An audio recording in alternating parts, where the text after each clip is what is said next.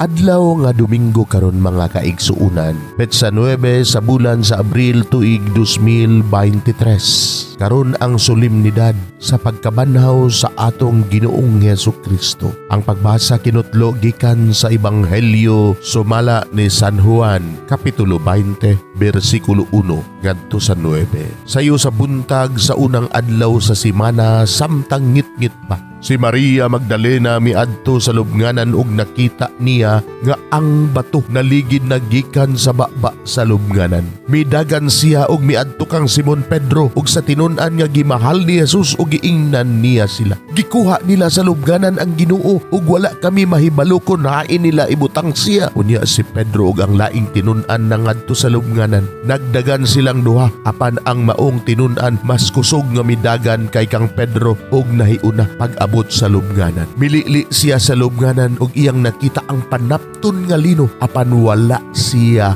mosulod. Miabot si Simon Pedro sunod kaniya ug midiretso ngadto sa sulod sa lubnganan ug nakita niya didto ang panapton nga lino ug ang panapton nga giputo sa ulo ni Jesus. Wala kini mahitipon sa panapton nga lino kundili inukot lang gihapon diha sa iyang nahimutangan. Unya kadtong tinun-an nga nahiuna pag-abot sa lubnganan, misulod usab ug nakakita siya ug mituo.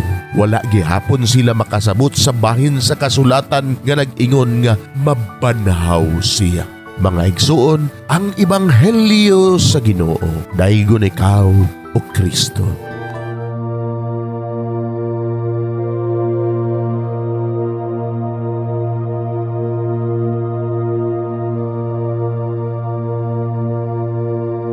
Pagampo sa dili pa magsugod sa trabaho. Magampo kita sa ngalan samahan sa Anak ug sa Espiritu Santo. Amen. Langit mo namong Amahan, sa among pagsulod nining trabahoan, among gidala ang imong presensya uban kanamo. Among gipamulong ang imong kalinaw, imong grasya, imong kaluoy, ug ang imong perpektong hanay sa among mga trabaho. Among gipadayag ang imong gahom labaw sa tanan diha sa mga butang nga among mahimo, masulti, mahuna-unaan ug mahukman sulod nining adlaw.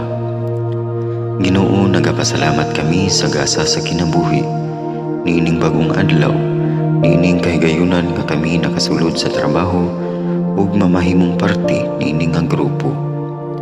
Salamat sa mga gasa nga imong gitugyan kanamo. Hamong gamiton kini diha sa pagimaya kanimo. Hatagi kami sa kusog ug kadasig sa pagbuhat sa among mga trabaho. Panalangini ang among mga proyekto, mga ideya ug kusog. Aron sa ingon, bisan sa pinakagamay namong mga kalampusan, magahatag kini sa imong himaya. Ubani kami Ginoo sa among pagtrabaho nining adlaw. Puna kini nga lugar sa inspirasyon ug kusog. Tabangi kami nga magtrabaho isip usa ka grupo nga mapakita sa usag-usa ang kamaayo. Himuha kami nga maayo nga makabot namo ang mga butang nga kinahanglan namong buhaton. Himuha kini nga lugar nga puno sa kalipay ug panaghigalaay.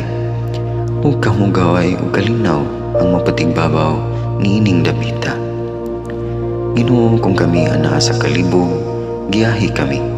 Kung kami muwadaan sa kadasig ug paglaom, dasiga kami. Himua nga ang trabaho nga among gihimo ug ang paagi sa among paghimo niini makahatag unta kini ug hugot nga pagtuo, kalipay ug pahiyom sa tanan nga among mahimamat karong adlaw. Panalangini ang among mga pamilya, among Pinoy-anan, among nasod. Himua nga magmatidud-anon kami sa pagtagad ug pag-amuma sa kalikupan ug sa tanang may kinabuhi diha sa pagbuhat kanamo sa pagkabuot sa imong pangandoy alang sa hustisya ug kagawasan. Ug Ginoo, sa among pagbiya nining lugar, tagay kami sa imong panalangin ug kaluoy sa among pagbiyahe. Panalangini ang among mga pamilya ug Pinoy-anan nga anaon ta sa maayong kahimtang sama sa among pagbiya kanila. Ginoo, salamat sa tanang butang nga imong nabuhat, sa tanang butang nga imong gibuhat ug sa tanang butang nga imong buhaton pa. Sa ngalan ni Jesus, among giampo diha sa tumang pagigugma ug pagpasalamat. Amen. Sa ngalan sa Amahan, sa Anak ug sa Espiritu Santo. Amen.